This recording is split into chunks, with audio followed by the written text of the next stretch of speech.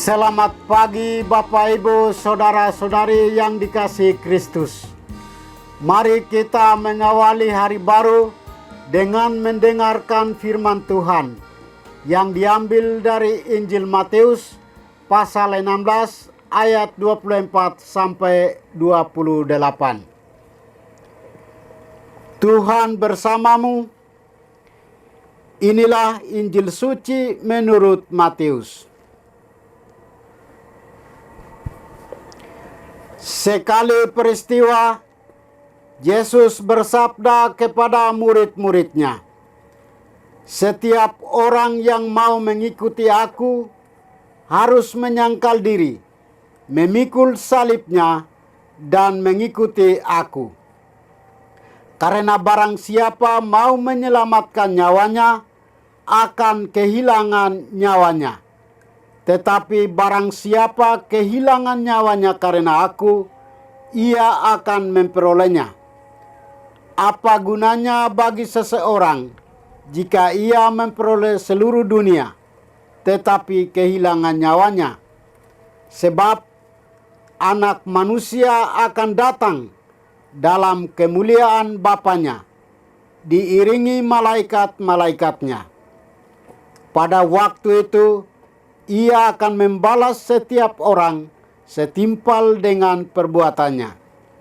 Aku berkata kepadamu, sungguh di antara orang yang hadir di sini, ada yang tidak akan mati sebelum mereka melihat Anak Manusia datang sebagai Raja dalam kerajaannya." Demikianlah sabda Tuhan. Bapak Ibu Saudara-saudari yang dikasihi Kristus, tema kita hari ini adalah setiap orang akan dibalas setimpal dengan perbuatannya.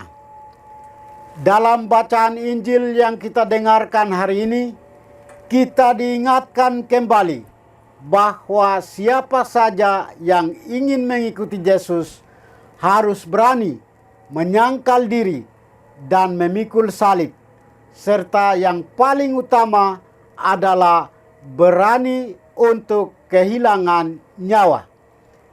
Inti dari syarat ini secara lebih sederhana adalah usaha kita untuk bisa lepas bebas. Dengan jalan kelepasan, maka kita akan memperoleh segala sesuatu di dalam Allah. Kisah Yesus dan para murid hari ini menyiratkan pertanyaan penting bagi kita. Jika kita sungguh-sungguh mengandalkan Yesus, apakah kita sudah menyangkal diri dan memikul salib kita masing-masing? Perkataan Yesus itu juga mengandung makna. Jangan hanya mengharapkan orang lain melakukan sesuatu kepada kita, tetapi kita sendiri tidak melakukan sesuatu bagi orang lain. Dengan kata lain, kita hanya memikirkan dan menginginkan sesuatu berdasar pada diri kita tanpa memikirkan apa yang dipikirkan dan dikehendaki oleh orang lain. Penyangkalan diri kita bagi Yesus adalah jalan atau jembatan untuk memperoleh harapan-harapan dan cita-cita kita. Kadang-kadang kita seperti para murid Yesus, mengikuti Yesus dengan harapan-harapan tertentu, tetapi lupa dengan apa yang harus dilakukan. Penyangkalan diri adalah tugas yang harus kita lakukan sebagai pengikut Kristus. Dengan menyangkal diri dan mengikuti Yesus, semua harapan, cita-cita, dan impian kita akan tercapai. Yesus mengharapkan kita untuk membalas kebaikannya dengan melakukan sesuatu yang berguna bagi orang lain yang ada di sekitar kita. Saudara-saudari terkasih, kita semua dikaruniai berbagai bakat, potensi, atau talenta yang cukup. Semua pemberian itu mempunyai maksud yang luhur, yakni dikembangkan untuk dibagikan kepada sesama.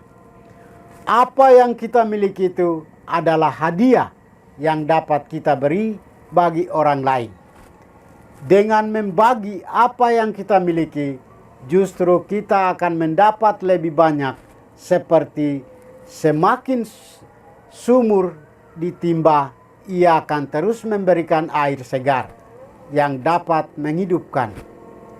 Melalui salib dan kebangkitannya, Yesus menjadi jaminan bagi kita untuk hidup kekal dalam kerajaan surga. Bayang-bayang dosa biasanya selalu membuat seseorang kesulitan untuk memulai karya perutusan.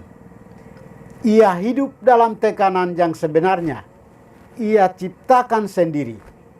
Sikap batin, suasana aman menjadi modal awal bagi kita untuk berjuang agar kita dilepaskan dari kuasa dan belenggu roh jahat. Yesus menawarkan keselamatan untuk kita. Jika kita ingin menerima janji keselamatan itu, kita perlu melepaskan diri dari beban dan tekanan hidup. Janji ini tidak bisa diberi dengan harta kekayaan.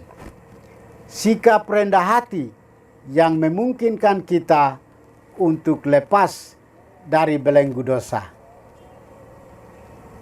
Tuhan memberkati kita. Marilah kita berdoa. Tuhan, pagi ini kembali kami naikkan syukur dan permohonan.